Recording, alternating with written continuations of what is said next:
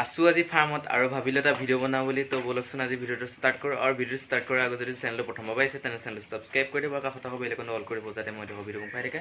তো বলক তেনেহ'লে আজি ভিডিঅ'টো আৰম্ভ কৰোঁ। আজি মই আপোনালোকক গাহৰি এজনী কিনাৰ পৰা জগালৈকে সকলোখিনি ডিটেইলছত কৈ যাম আৰু ভিডিঅ'টো শেষলৈকে চাই থাকক। ধৰি ল'লোঁ আপোনালোকে এখন ফাৰ্মৰ পৰা মাইকী গাহৰিজনী কিনি আনিলে।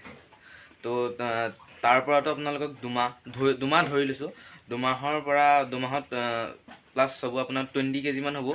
তো তাৰ পৰা যেতিয়া মানে দুমাহ হৈ যাব, দুমাহৰ পৰা আপোনালোকে ফাৰ্মত প্লাছ 4 মাহমান ৰাখিব লাগিব, তেতিয়া আপোনাৰ 80+ হ'ব। তো তেতিয়া মানে আপোনাৰ গাহৰিজনী হিটত আহিব, ঠিক আছে। হিটত কেতিয়াহে সেইটো আহে মানে থুলমূলকৈ এটা কথা কৈছোঁ। গাহৰিজনী হিটটো মানে গাহৰিজনী ইউনিটটো ৰঙা হোৱা দেখা যাব আৰু অলপ ফুলি হোৱাৰ দৰে দেখা যাব, আৰু মানে গাহৰিজনী ইফালে সিফালে ঘূৰি ফুৰিব আৰু দানা খাবলৈ মন নকৰিব। তো এইখিনি হ'ল হিটৰ লক্ষণ। তাৰপিছত হিট এটা গ'ল, দুটা গ'ল, তাৰপিছত 3 নম্বৰ হিটটোত আপোনালোকে গাহৰিজনী ক্ৰছ দিয়ালে, ঠিক আছে। এটা ভাল বৰৰ সৈতে আপোনালোকে গাহৰিজনী ক্ৰছ দিয়ালে। তো ক্ৰছ দিয়াৰ আগত আপোনালোকে কেতিয়াও ভুল নকৰিব যে গাহৰিজনীক দানাটো সৰহ পৰিমাণে দিওঁ। ছাপ'জ আপোনালোকে দানা দিয়ে ধৰি ল'লে 1 কেজিকৈ, আপোনালোকে 3 ভাগৰ এভাগ দিব গাহৰিজনীক। তো তেতিয়া আপোনাৰ ক্ৰছ দিয়াটো আপোনাৰ ছাকচেছ হ'ব আৰু ভাল হ'ব। তাৰপিছত আপোনাৰ ক্ৰছ কেৱল মানে 2-3 দিন আপোনাৰ নিজৰ কথা, 2 দিন দিয়াব পাৰে, 3 দিনো দিয়াব পাৰে। তো আপোনালোকে যোনদিনাখনি প্ৰথম দিনাখনিৰ পৰা ক্ৰছ দিয়ে, সেইদিনাখনিৰ পৰা ধৰি 3 মাহ 3 সপ্তাহ 3 দিন, অৰ্থাৎ 114 দিন, 114 দিনৰ দিনাখনি গাহৰি যেতিয়া আপোনাৰ গাহৰিজনী গাভিনী হৈ থাকিব, তো সেইখিনি অৱস্থাত আপুনি যদি মানে ড্ৰাই ফিডত কৰিছে, তেতিয়া আপুনি গাহৰিজনীক চাউ ফিড খুৱাবই লাগিব। চাউ ফিডটো গাহৰি গাভিনীৰ কাৰণে বনাইছে। লাগিলে আপুনি যিকোনো ব্ৰেণ্ডে ইউজ কৰক, চুইচ হাইলেণ্ড, গডৰেজ, মানে বিভিন্ন কোম্পানী মই আপোনাৰ মানে ধৰি নিদিওঁ, আপোনালোকে যোনটো কোম্পানীৰে ৰিজাল্ট ভাল পায়, তো তাৰে আপোনালোকে চাউ ফিড আনি খুৱাব পাৰে। তো আমাৰ এতিয়া ফাৰ্মত বৰ্তমান চুইচ হাইলেণ্ডটো ব্যৱহাৰ কৰি থকা হৈছে।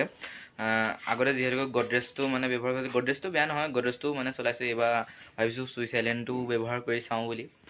তো সেই তেনেদৰে আপোনালোকে চাউ ফিডটো আনি খুৱাব লাগে। আৰু গাহৰিজনীৰ ক্ষেত্ৰত আৰু এটা কথা মনত ৰাখিব লাগে যে গাহৰিজনী এক্সাৰচাইজ মানে যোনটো আপোনাৰ গাহৰিজনী অলপ খোজকাঢ়িবলৈ দিব লাগে, যোনটো মানে পোৱালিখিনিৰ কাৰণে ভাল হয়। তো সেইখিনি গোটেইখিনি মেইনটেইন কৰিব লাগিব বস্তু। আৰু ক্ৰছ দিয়াৰ 15 দিনলৈকে গাহৰিজনীক দানাটো কম পৰিমাণৰ দিব লাগে। ছাপ'জ ধৰি লওক আপোনালোকে আগতে দানাটো দিছিলে 1 কেজিকৈ, আৰু এতিয়া দিয়াটো কৰিব আধা কেজিকৈ। আপোনালোকে যদি 15 দিনলৈকে দিয়ে, তো গাহৰিজনী মানে ভালেই থাকিব। দানা বিচাৰিলেও মানে আপোনালোকে যে গাহৰিজনী ভোক লাগিছে দি দিওঁ, তো সেইবোৰ নকৰিব। মানে সেইবোৰ মানে আচলতে সৰহকৈ নিদিব দানাটো। প্লাছ আপোনাৰ 15 দিন পাৰ হৈছে, তো তেতিয়া আপোনালোকে এটা মিনাৰেল মিক্সাৰ আনি খুৱাব, যোনটো মই স্ক্ৰীণত দি দিম। আপোনালোকে যিকোনো কোম্পানীৰ মিনাৰেল মিক্সাৰ পাই যাব। তো আমাৰ ফাৰ্মত এতিয়া বৰ্তমান মিনফা গল্ডে খুৱাই থকা হৈছে। তো সেই মিনাৰেল মিক্সাৰটো মানে এপেকেট এজনী গাহৰিৰ ক্ষেত্ৰত শেষ কৰি দিব। নিজৰ কথা যিমানটো দিয়ে, অৰ্গেনিক হ'লে ভাল বেছিকৈ, তো সেইটো দিব।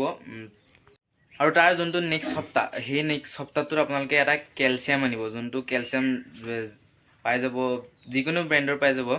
কল শক্তি আছে, তাৰপিছত আপোনাৰ অষ্ট্ৰভেদ আছে, মানে যিকোনো কোম্পানী। তো সেই কোম্পানী আপোনালোকে কেলছিয়াম পাই যাব। তো গাহৰিজনী কেলছিয়াম খুৱাব আৰু মিনাৰেল মিক্সাৰ খুৱাব। তেনেদৰে আপোনালোকে প্ৰটিনখিনি খুৱাব।